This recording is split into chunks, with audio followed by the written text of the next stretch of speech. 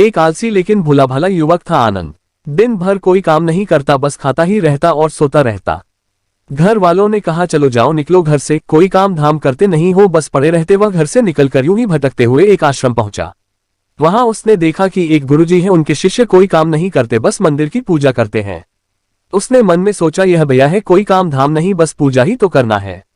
गुरुजी के पास जाकर पूछा क्या मैं यहाँ रह सकता हूँ? गुरुजी बोले हाँ हाँ क्यों नहीं, लेकिन मैं कोई काम नहीं कर सकता हूँ गुरुजी। गुरुजी बोले कोई काम नहीं करना है, बस पूजा करनी होगी। आनंद ठीक है वह तो मैं कर लूंगा। अब आनंद महाराज आश्रम में रहने लगे, ना कोई काम ना कोई धाम, बस सारा दिन खाते रहो और प्रभु भक्ति में भजन गाते रहो। महीना भर हो गया, फिर एक दिन आई एकादशी। उसने रसोई में जाकर देखा, खाने की कोई तैयारी नहीं थी। उसने गुरुजी से पूछा आज खाना नहीं बनेगा क्या? गुरुजी ने कहा नहीं, आज तो एकादशी है, तुम्हारा भी उपवास है। उसने कहा नहीं, अगर हमने उपवास कर लिया तो कल का दिन ही नहीं देख पाएंगे हम नहीं कर सकते उपवास, हमें तो भूख लगती है। आपने पहले क्यों नहीं बताया?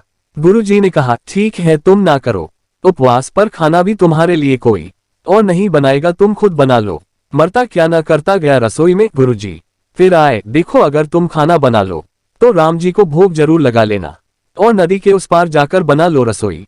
ठीक है। लकड़ी, आटा, तेल, घी, सब्जी लेकर आनंद महाराज चले गए। जैसा तैसा खाना भी बनाया। खाने लगा तो याद आया गुरुजी ने कहा था कि राम जी को भोग लगाना है। वह भजन गाने लगा, आओ मेरे राम जी भोग लगाओ जी, प्रभु राम आइए, श्री राम आइए मेरे भोजन का भोग लगाए। कोई ना आया तो बेचैन हो गया कि यहाँ तो भूख लग रही है और राम जी आ ही नहीं रहे। भोला मानस जानता नहीं था कि प्रभु साक्षात तो आएंगे नहीं, पर गुरुजी की बात मानना जरूरी है। फिर उसने कहा देखो प्रभु राम जी, मैं समझ गया कि आप क्यों नहीं आ रहे हैं।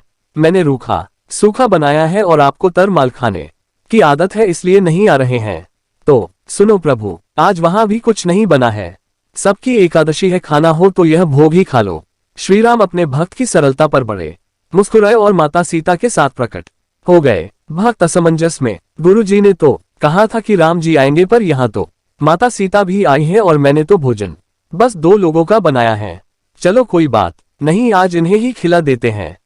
आनंद बोला प्रभु मैं भूखा रह गया, लेकिन मुझे आप दोनों को देखकर बड़ा अच्छा लग रहा है, लेकिन अगली एकादशी पर ऐसा न करना, पहले बता देना कि कितने जन आ रहे हो और हाँ थोड़ा जल्दी आ जाना। राम जी उसकी बात पर बड़े मुदित हुए, प्रसाद ग्रहण करके चले गए। अगली एकादशी तक यह भोला मानस सब भूल गया। उसे लगा प्रभु ऐसे ही आते होंगे और प्रसाद ग्रहण करते होंगे। फिर एकादशी आई। गुरुजी से कहा मैं चला अपना खाना बनाने, पर गुरुजी थोड़ा ज्यादा अनाज लगेगा, वहां 2 लोग आते हैं। गुरुजी मुस्कुराए, भूख के मारे बावला है। ठीक है ले जा और अनाज ले जा। अब की बार उसने 3 लोगों का खाना बनाया। फिर गुहार लगाई, प्रभु राम आइए, सीताराम आइए, मेरे भोजन का भोग लगाए। प्रभु की महिमा भी निराली है। भक्त के साथ कौतुक करने में उन्हें भी बड़ा मजा आता है। इस बार वे अपने भाई लक्ष्मण, भरत, शत्रुघ्न और हनुमान जी को लेकर आ गए। भक्त को चक्कर आ गए, यह क्या हुआ, एक का भोजन बनाया तो 2 आए, आज 2 का खाना ज्यादा बनाया तो पूरा खानदान आ गया। लगता है आज भी भूखा ही रहना पड़ेगा। सबको भोजन लगाया और बैठे बैठे देखता रहा। अनजाने ही उसकी भी एकादशी हो गई।